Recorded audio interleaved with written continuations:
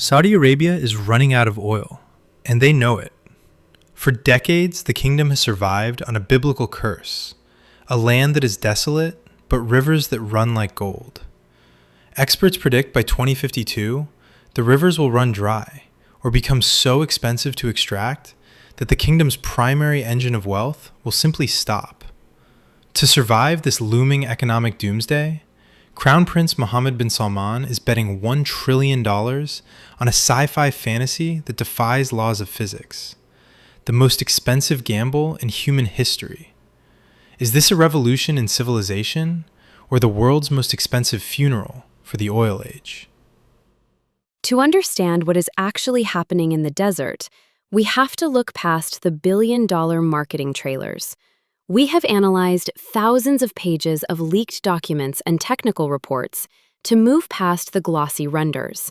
From the physics of 500-meter mirrors to the brutal reality for local tribes in the Tabuk province, we are looking at what happens when a Silicon Valley startup mindset meets a trillion-dollar oil fortune. This is the truth of NEOM and its crown jewel, the line. The vision for the line is staggering. Imagine two parallel skyscrapers, 500 meters tall, stretching 170 kilometers across mountains and desert. It is designed to house 9 million people in a space only 200 meters wide. No cars, no roads, no carbon emissions. The city is structured in 3 distinct layers: a pedestrian park on top, a service layer in the middle, and a high-speed transit spine at the bottom. The goal is a world where everything you need is within a 5-minute walk, and a train can take you from one end of the city to the other in just 20 minutes. But here is where the physics of the dream meets the reality of engineering. To travel 170 kilometers in 20 minutes, a train would need to exceed 500 kilometers per hour. Currently, no commercial rail system on Earth maintains that average speed. Then there is the environmental paradox. NEOM is marketed as a green utopia, but construction experts estimate that building a mirrored wall of this scale require a phenomenal quantity of steel, glass, and concrete, releasing 1.8 billion tons of carbon dioxide. That is equivalent to the entire carbon footprint of the United Kingdom for 4 straight years. Beyond engineering hurdles, there is a deeper, more unsettling shift occurring. NEOM isn't just being built as a city. It is being built as a startup city-state. Documents suggest a total privatization of all state services, where security, health, and even judiciary are run by private providers. It is a country within a country, where residents are called NEOMians rather than Saudis. This legal structure is designed to bypass the kingdom's Sharia-based system to attract Western investors, replacing traditional laws with corporate-friendly regulations. However, this startup state is being built on a foundation of surveillance and forced displacement.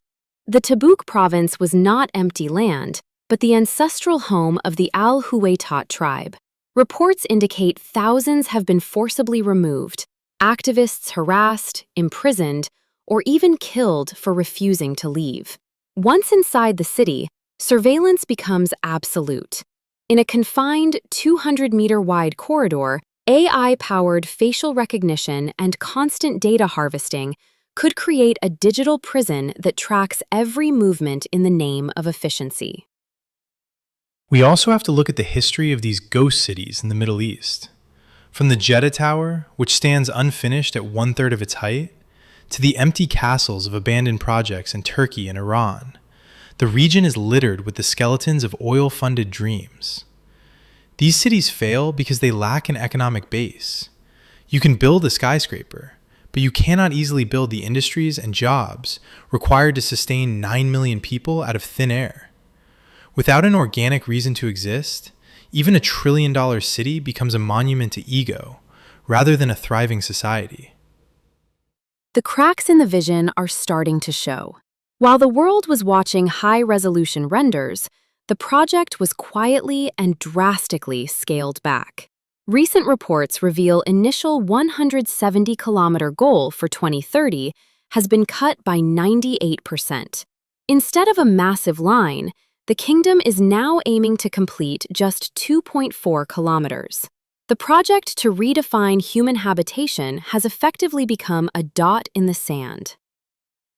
The line was never truly meant to house 9 million people by the end of this decade. It was a trillion-dollar pitch deck designed to rebrand a kingdom before oil runs out. It achieved its real goal, making global community look at the Saudi desert and see a futuristic utopia, not a declining oil giant. Whether it is ever finished or remains kilometers of mirror in the heat, NEOM serves as a warning of what happens when the desperation of an expiring economy meets the unbridled ambition of a single ruler. It is a sci-fi fantasy that might just be fiction.